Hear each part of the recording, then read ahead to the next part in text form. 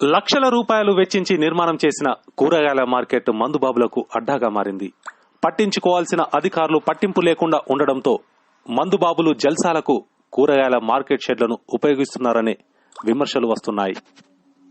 సిద్దిపేట జిల్లా దుబ్బాక పట్టణంలో పురపాలక సంఘం ఆధ్వర్యంలో దివంగత ఎమ్మెల్యే రామలింగారెడ్డి నేతృత్వంలో లచ్చపేట వైపు వెళ్లే చెరువు కట్టపై కూరగాయల మార్కెట్ షెడ్లను ఏర్పాటు చేశారు. నిర్మాణం పూర్తయిన తర్వాత రైతులు మార్కెట్ను వినియోగించుకోవడంతో పట్టణానికి వచ్చే ప్రజలకు కూరగాయల మార్కెట్తో ఎంతగానో మేలు చేకూరింది. కొద్ది నెలలుగా కూరగాయల మార్కెట్ను అధికారులు పట్టించుకోకపోవడంతో కేవలం 10 షెడ్లలో మాత్రమే రైతులు కూరగాయలను విక్రయిస్తున్నారు. మిగతా రైతులు రోడ్లపైనే కూరగాయలు విక్రయించడంతో మార్కెట్ షెడ్ నిరుపయోగంగా మారింది. ఇదే అదునుగా భావించిన మందుబాబులు మార్కెట్ షెడ్లలో మద్యం సేవిస్తూ వారికి అడ్డాగా మార్చుకున్నారు. రాత్రి సమయాల్లో ఎక్కువగా మందుబాబులు మార్కెట్ షెడ్లోనే మద్యం సేవిస్తున్నారని స్థానికులు ఆరోపిస్తున్నారు. ఉదయం కూరగాయల కోసం మార్కెట్కు వచ్చే వారికి ఖాళీగా ఉన్న మద్యం బాటిళ్లు దర్శనమిస్తున్నాయి.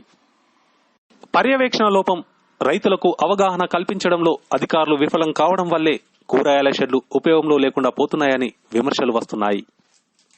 ఇప్పటికైనా అధికారులు స్పందించి వెంటనే రైతులకు అవగాహన కల్పించడంతో పాటు మార్కెట్లో మౌలిక వసతులు కల్పించి షెడ్లను ఉపయోగంలోకి తీసుకురావాలని కోరుతున్నారు.